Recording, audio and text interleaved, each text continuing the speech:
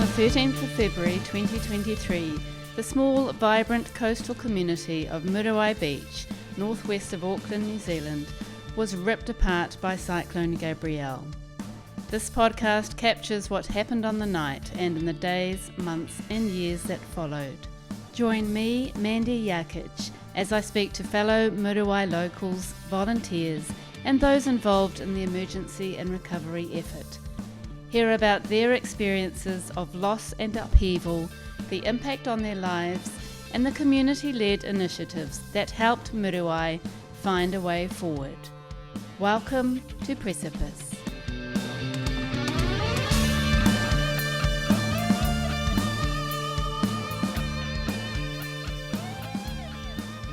Jackie Mason joins me in this episode. Jackie has lived in Muriwai for more than 20 years in Domain Crescent, and she was a school teacher at the local school for many years. Jackie shares her experiences and perspectives of the night and the aftermath of Cyclone Gabrielle as an 80-year-old woman living on her own. Jackie lived close to the landslides and shares the most challenging aspects of the disaster. Oh, the firemen's death was the worst. And their families, you know. I can't. It's very hard to talk about it in a way because it was. I felt like I was feeling the pain of everybody, almost, if you know what I mean. And I probably think everybody else felt like that too. She talks about how Cyclone Gabrielle affected her mentally, emotionally, and physically. How she found living with and relying on family for nearly 8 months while her house was red-stickered, how it felt to finally return to her house in Domain Crescent, and how she feels 3 years on. I think something strong has come out of this, and I'm sure that I've been strengthened in some way by it. So please take heart if you're an old person. Oh, thank you, Mandy. It's good to be here. My name's Jackie Mason. I live in Domain Crescent in Muriwai. When I was working, I've been retired for several years. I've just turned 80, which is formidable, but good in lots of ways. Before I retired, I was a school teacher for many, many years and also an English lecturer at the College of Education during the 90s and 2000s. So I've been around a lot of places, and I do know the Muriwai community quite well. The children of the era that I taught at Waimaku School are now adults. Could you please tell us, before Cyclone Gabrielle hit, what were you expecting and what had you heard about the event? I had our electricity went off at 2 o'clock in the afternoon, but before that I had been listening and I had been thinking about my responsibility, but didn't really have any sense of what it might really be like. But because the media said that we should be prepared, I had packed a fairly small bag with a couple of changes of clothes, very few clothes, and all my other things that I needed that were essentials, plus my computer for work that I had parcelled up very tenderly, and I put them by the door, and so I felt that if we did have to leave home, but I never really seriously thought we would have to really at the time, I have to say. Tell us about the night of the cyclone, from that time at 2 o'clock when the power actually went off. What happened and what were you noticing and when did you start realising how serious it was? Well, I think I just sort of carried on normally. We do get I've had a fair few power cuts out at Muriwai, so I'm sort of I very much know what to do with them, and I went to bed at a normal time, but by then the storm had built up so much that it was hard to go to sleep. I still didn't think there was any problem, and I slept very little. And at about maybe 12 o'clock I was fully awake because it had become so intense. And I felt very restless. I sort of had, I don't know if I even had my candles on or anything, but I felt very restless, and the rain was so powerful and wind. I still didn't think anything was wrong though, But I think it was around about 1 o'clock that the firemen started to come up the hill and knock on doors. I think that was what happened. I mean, it's all a bit of a blur now in a way. But before that, I was looking out the window across the valley and I could see a red light, and I thought, is that a fire? Because I could hear a siren as well, and it was a particularly different sort of siren from the one we usually hear, and it was quite low, and it wasn't stopping, and so I knew something was wrong, but nothing seemed to add up and make sense. So I just kept sort of looking, going back and looking and feeling a bit worried, and then I think I saw the firemen coming up the hill. Didn't know what they were coming up the hill for. They were looking at the ditch on the other side of the road, actually. But then they started to come down and knock and say, "Get out, get out." They didn't spend much time telling me, but they went next door and talked a bit longer. So my neighbour, she got in touch somehow, and she said, "You must come with us." And so when I went outside, I grabbed the bag and I left the computer behind. I didn't even think to pick it up. I thought, whatever. And picked up the bag and went over next door. And the wind was so incredible walking into the wind and rain. It was like real needles on my face. I couldn't believe it. When I got over to the neighbours, they had already loaded their car, so they popped my stuff in the back. And off we went, and I sat in the back. And I've driven up Mototara Road hundreds of times. But not Mototara, Waitea, and we laboured up Waitea Road very slowly because we couldn't see. It was just so black. And we were going up the hill and going to some friends just up on Owaia Road to spend the rest of the night there. The person driving the car, my neighbour, had to go past the gate 3 times before she could actually see it and see. So on third time lucky, she got in the gate and we were expected, and people came out to help us and bring us inside, and we all there were about 10 to 12 of us all together, and we just sat in a sort of circle, and I knew nothing much, and neither did anybody else, but we knew there'd been something happen, and I think maybe some people knew there'd been slips, landslides. I can't remember the detail, but during that evening I went out and they were making cups of tea in the kitchen, and they had a little radio on a battery, and I heard that, we all heard who were in the kitchen, that one of the firemen was missing.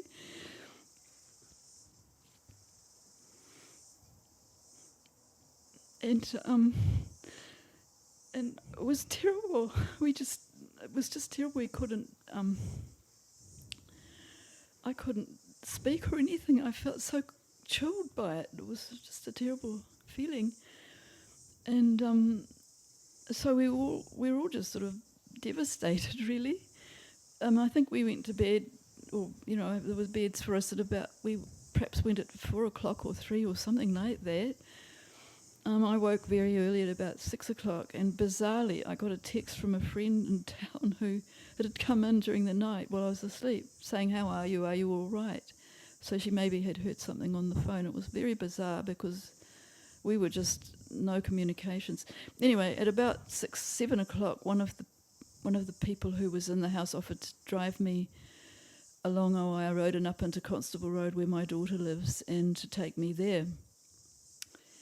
And the weather was still very bad, but it wasn't raining anymore. It was very windy. I was quite happy. They've got a very long drive, and I was quite happy to walk down there by myself, but he insisted on going with me. And my daughter met us at the door, and they had not heard about the disaster until 7:30 that morning. They heard it on their radio. They had more comms than we did down in the valley of Muriwai. And, they had a battery radio, I think. And she heard about it on the radio and panicked, trying to find me, and of course couldn't get hold of me. And her husband had also panicked, and he'd gone in the car to look for me down to the surf club. So that's another very long story, because he went from the surf club, couldn't find me there, then went into Waimaku Hall where he was directed to go. and they couldn't find me there, and they he'd just set out to go to the Northern Arena when my daughter managed to rush up the top of the hill and catch him on her cell phone and say that I was safe and that I had arrived at their house. So he did a bit of a futile dash looking for me. Yeah, but so scary for everybody. It was scary. They were just shattered too. And then of course the news started to filter, and I was sort of blank by then with shock, and very grateful to the people who'd helped me to come. I mean, I'm relatively able-bodied, and I was quite prepared to take my car, but I think I did the right thing in the end by going with the neighbours, and they wouldn't have let me go. You know, they would have bundled me into the car anyway. But isn't it amazing in an event like this, in a community, you know, you really have to look after the people around you, don't I know, yeah. They're incredible. And where you were, Jackie, where you are now, where you still live, it was just a few properties up that one of the first houses came down. They used to call it, did they call it the pancake house or something, because it was completely flattened. I'm not sure how that happened. I think it didn't have anything on top of it. It just had collapsed. And yes, that was one property but one, but it was past, there's a sort of an abutment a couple of houses up, so it was beyond that.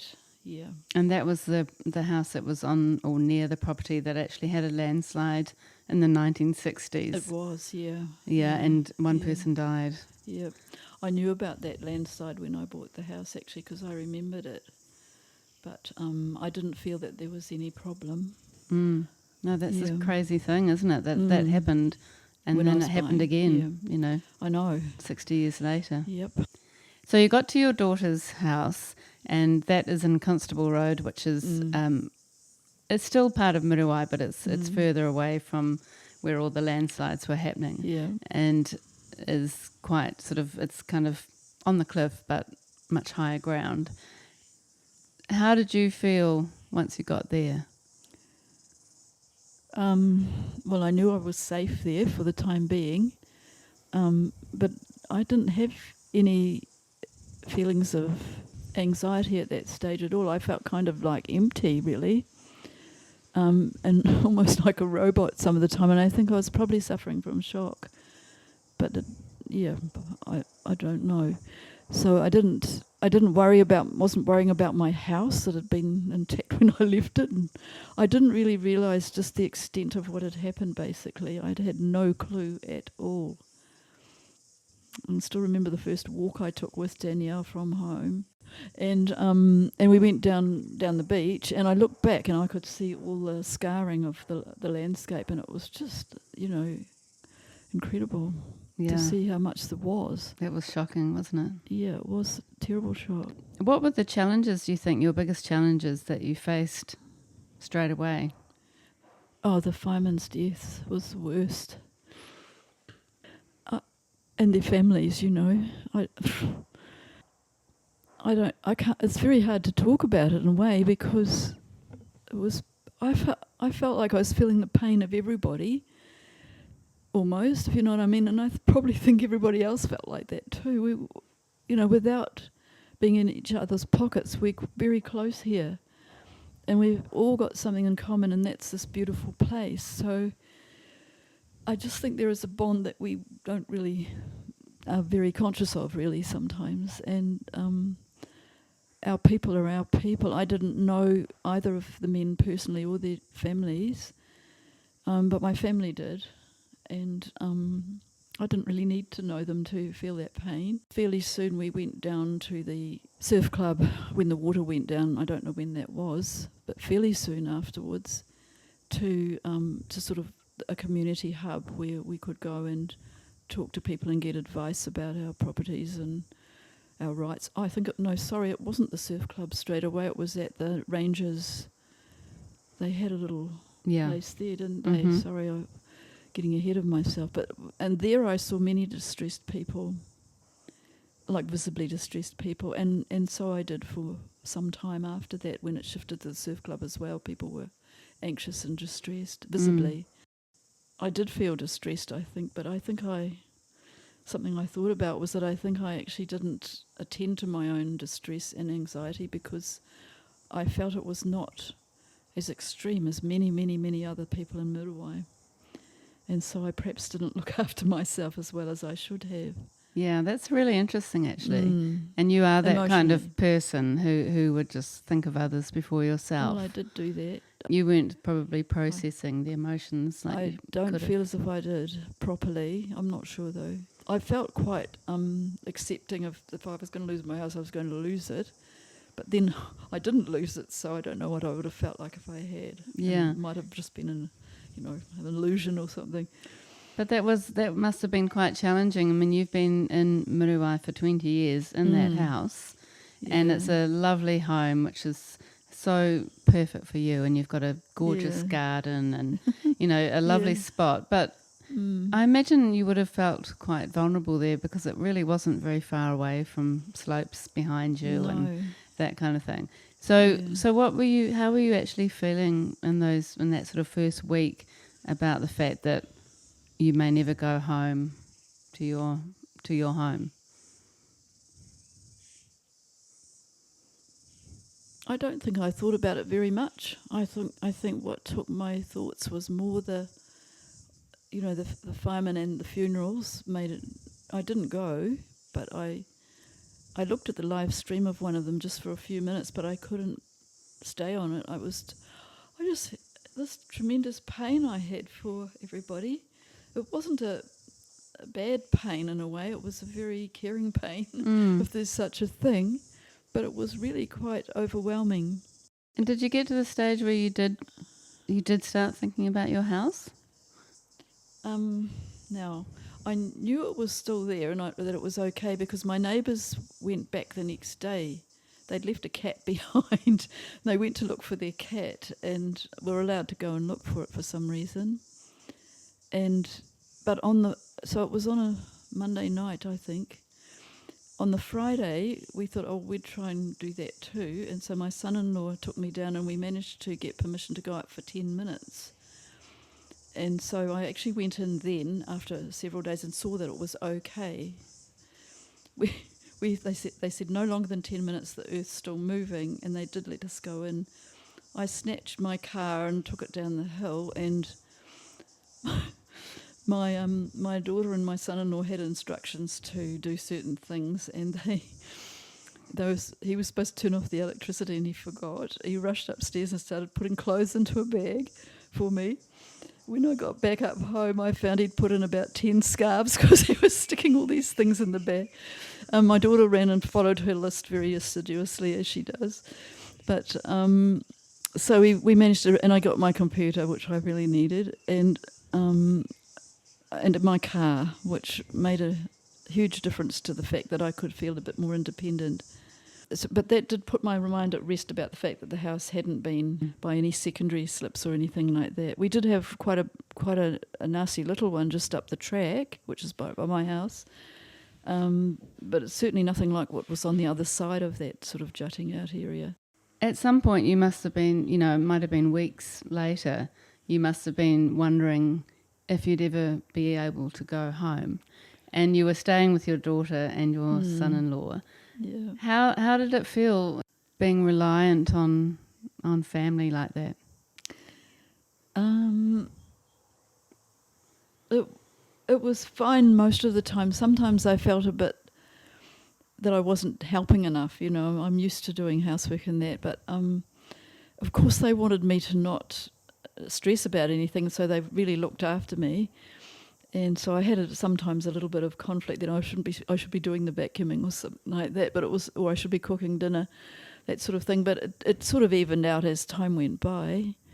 I always felt I should have cooked more dinners, but I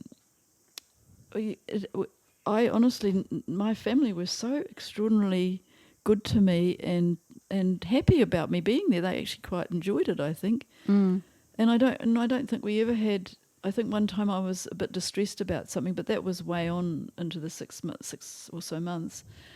And I noticed a look go across my son-in-law's face because he wouldn't have liked to have seen me distressed. But that was the only, I mean, he was amazing because I wasn't his mother, I was his mother-in-law. I've always had a good relationship with him, but he was just fantastic. I even got cups of tea in bed, which was very nice. That's good. It's an interesting relationship. You know, you can be close to family members, but actually living with together them can be challenging or tricky. Yeah. You were actually in their house for, was it about 9 months? It was probably about 6.5, I think. I think it was August, September I went back, or August. Might have been the end of August. So this is really interesting to me, you know, the fact that you stayed in Muriwai afterwards with family, and then you came back to your home. Yeah. And quite a lot of people didn't get to come back to their homes. As we know, you know, 68 homes were not able to be lived in. So how did it feel for you when you came back to your house? When I finally came home, well, since was February, probably the end of March, after about 6 or 7 weeks, I was allowed to go in during the day because my category was downgraded from red to yellow. And so I didn't go every day. I went back and I made sure everything was in the right place, and I think I turned the power off at that point, and we emptied the fridge, that's right. We had a big fridge emptying day. But because it had been on, the things in it were not that bad. We just chucked them all into a clean sack and it was picked up. But not the rotting things that people had, because my son-in-law had forgotten to turn it off, so it was a good thing. Yeah. Anyway, so when I went back, I felt very, very uneasy at night for quite some time.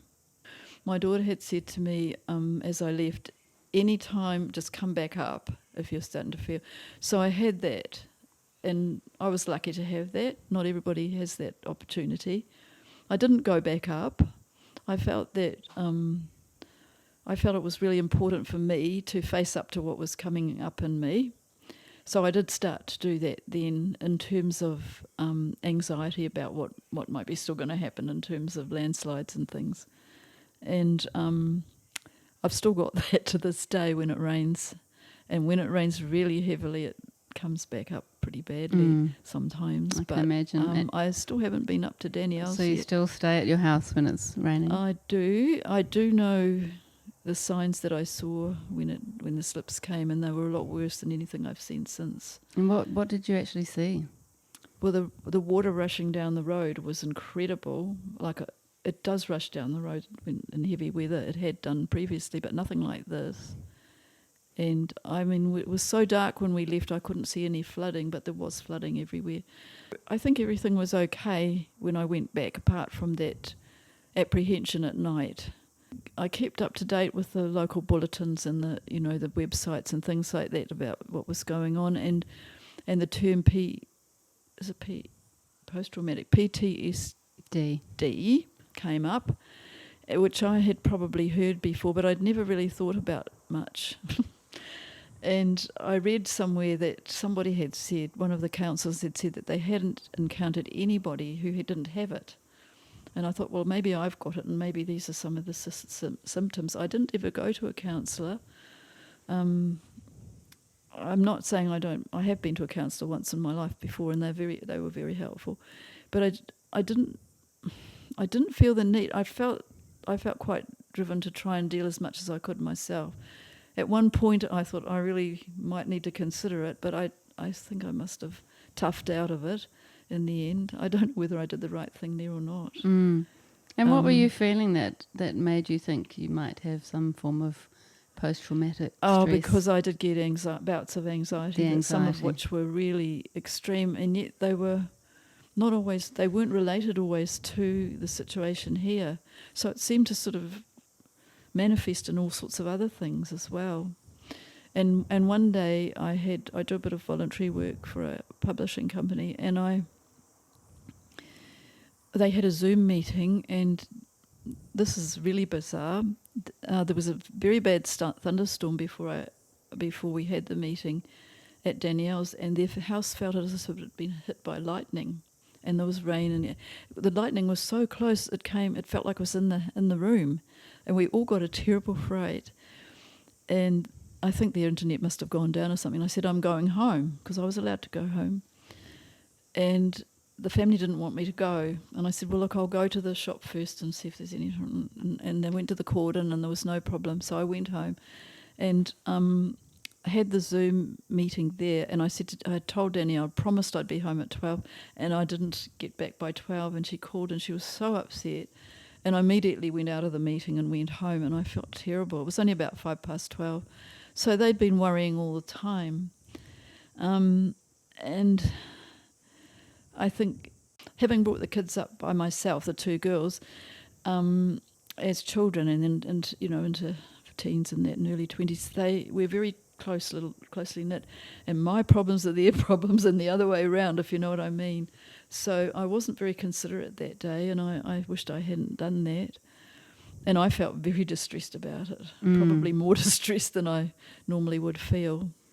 Yeah. So all the emotional things that came up that were difficult were probably heightened, I think, and still are. I mean, I remember being up at Warkworth, and every time I heard a siren for quite a while after, I would just start to cry. So it was probably about 6 weeks later. I was up visiting my daughter, and I was in the car park of the New World up there, and the sirens went off there, but they were so close that they were almost, I felt like they were right beside me, and I wept and wept and wept. I had to go and sit in the car and control myself, or get over it before I went into the supermarket. So yeah, I think I did have a bit of PTSD, if not a lot, because I still can get over anxious in a way that I've never been before. One time I noticed my hands were shaking. I've never ever had shaking hands. Your body. The body was holding was it, reacting, and it was more extreme than normal. Yeah, well, it was such a crazy, massive event really for our community. Incredible. And do you feel like you're coming right? You feel like you're more yourself, or you're still feeling? I can certainly hear a siren without bursting into tears now. I don't know if I ever will, but that, I'm not concerned about that, because I don't think you can. Maybe counselling can help. I don't know, but I'm inclined to think I would prefer it to happen naturally for me if it's going to happen, and I'm certainly better when things come up. But as you have seen in this, the thought of those men it overwhelms me still. It's very triggering, isn't it? Oh, really, it does. Our community of Muriwai had some incredible initiatives and amazing things sort of in response to the disaster. Yeah. What kind of help or support did you get involved with, or what kind of programs did you take part in? Oh, hang on. I think I did go to all the community meetings that were held, and I joined the website, Restore Muriwai, is it called that? I can't remember the name. Yeah. Restore Muriwai.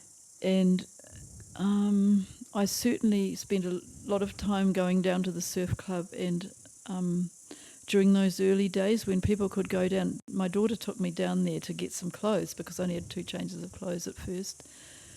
And so I met a lot of people down there while I was there that I knew but hadn't known.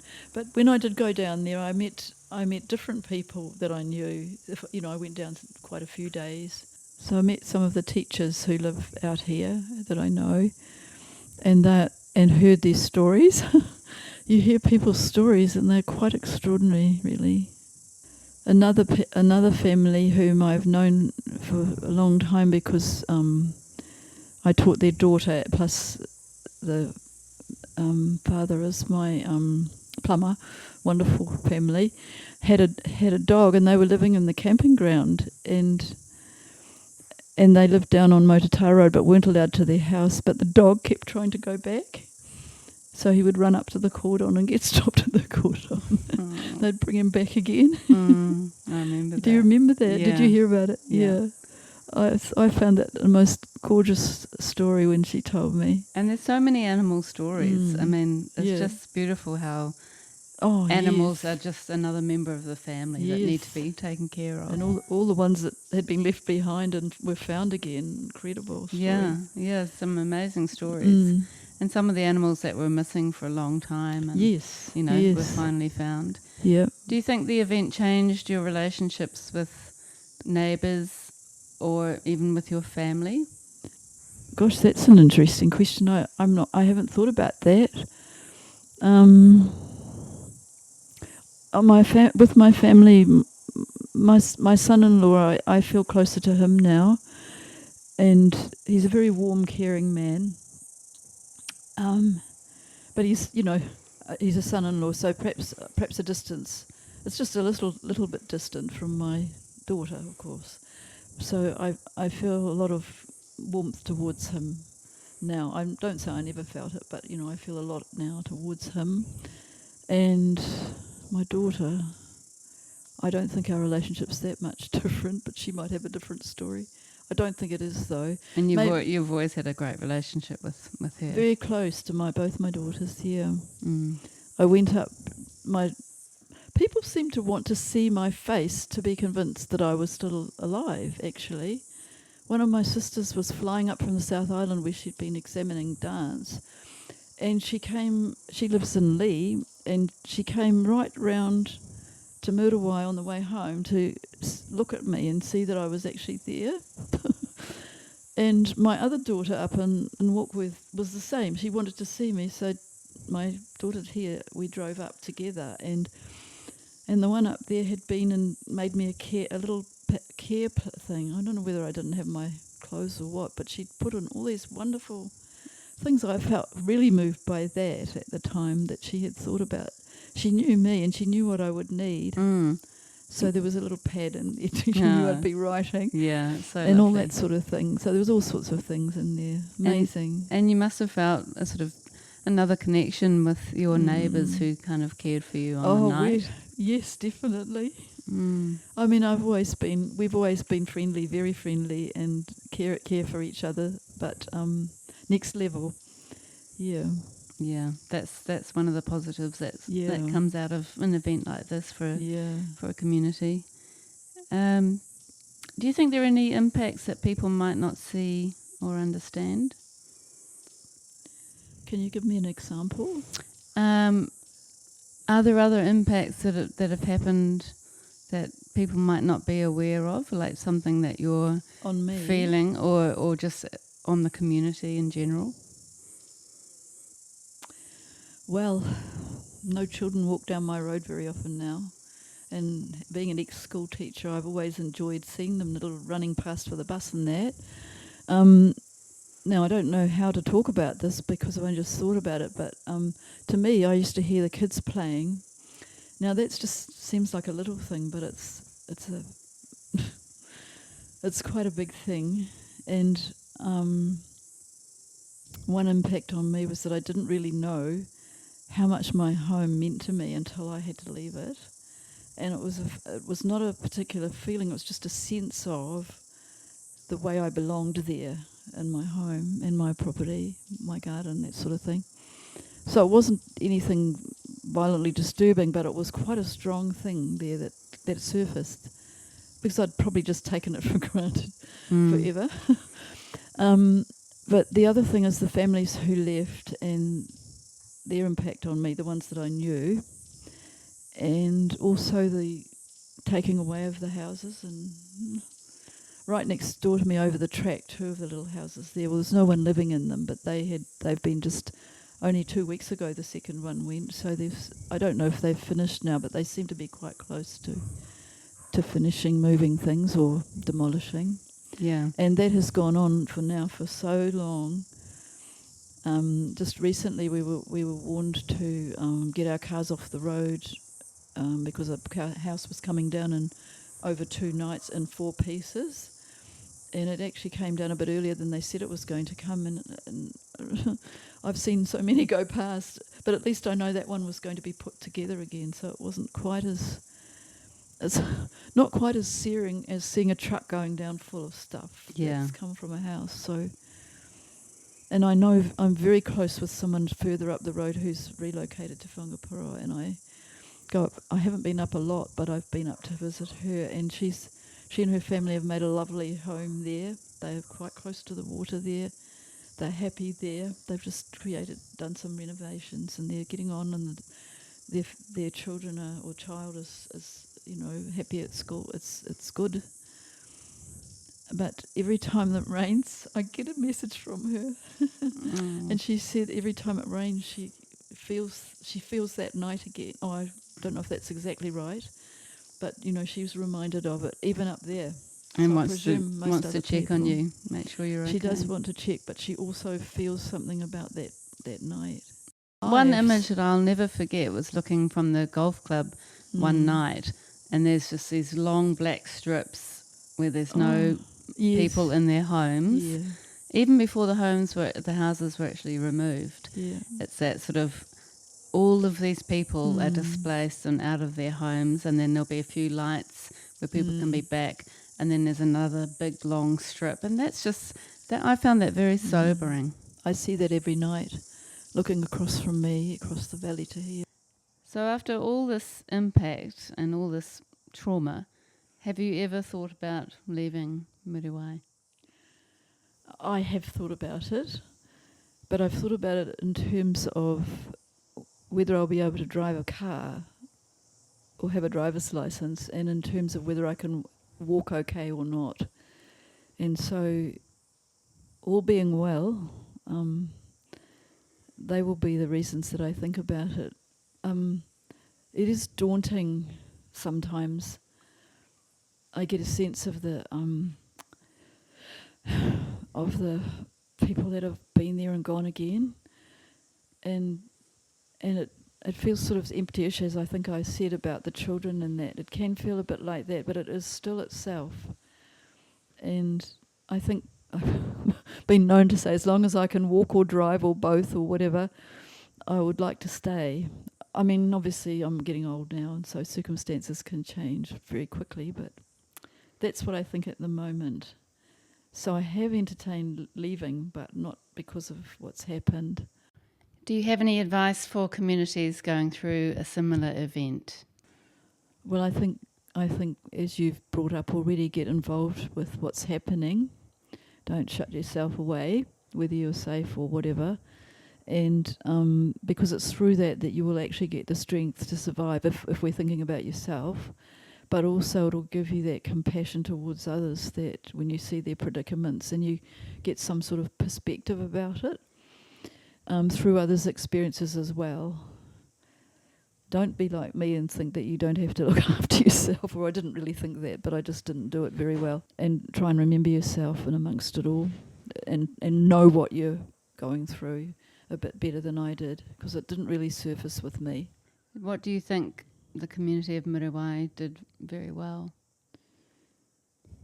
Communication, and also I've heard many stories of what it was like in the surf club that night, with all the people in it and animals and goodness knows what else. And I think, did the army come in at one stage? I mean, the whole thing was, it was extraordinary, and how everybody cooperated, I think. So, but I think that happens naturally. I think now Muriwai is working towards having a very careful plan for any sort of disaster of any sort, and I think they're doing that very, very well. My family, I know, is doing it very well too, because I've been up and sat, and we've gone through all the things that we need to do now in order to feel prepared, not just safe, but prepared for something. What else did Muriwai do well? I think through the local Gannett there was a lot of information, plus the websites, and I never felt as if I didn't know anything. I mean, just for me, getting the insurance people in to sit and talk to us was extraordinary. I had no idea that my coverage in my insurance went as far as it did. I just thought it covered the shell of the house, because I obviously didn't read the fine print. But it actually gave me some financial support during that time I was in my family's home. And also, I don't know whether this is standard or not, but we were able to access cards for the warehouse and Woolworths, it's called now, I think. And so for emergencies, for food and things like that, was so good. And our meetings there was a couple of lively ones, but they were, in the main, people were very, very asking marvellous questions and speaking from their experience in a very sensible way, and we all wanted the same thing, and that was to get clarity and to try and rebuild. And is there something hopeful or meaningful you'd like to leave us with? Support your firemen, please. Look after them. Try and be as good a part of your community as you can be. As someone who has just had their 80th birthday end of last year, what would you say to other women of your age or other people of your age who have also gone through a similar weather event? Well, I don't know if it's come out in what I've said already, but it may sound weird, but it's not the end of the world, no matter what. People who've had more to contend with than I have shown me that. And I've learnt so much. You never stop learning while we're alive, I don't think, myself. I could talk all day about the acts of compassion and kindness and that have come my way and have come other people's way that I've witnessed. I've got a huge admiration for humankind and their potential. We look outside at some of the terrible things that are happening as we see it, but humans are innately good and a family, really. I'm getting a bit lofty here, sorry. But I believe that I think something strong has come out of this, and I'm sure that I've been strengthened in some way by it. So please take heart if you're an old person. I always think this day will end if it's been a bad day. And it does, and a new day is a fresh day, and that's how I approach life now. There's only water, I am your daughter. Wash me clean, wash me clean. Precipice was commissioned and funded by Muriwai Community Association, supported by the Auckland Council Recovery Office. Artwork by Taylor Williams, soundtrack by local Muriwai band Tin People, written in response to Cyclone Gabrielle. Ngā mihi thank you to the Muriwai community for their input and bravery and for sharing their stories. And thank you for listening.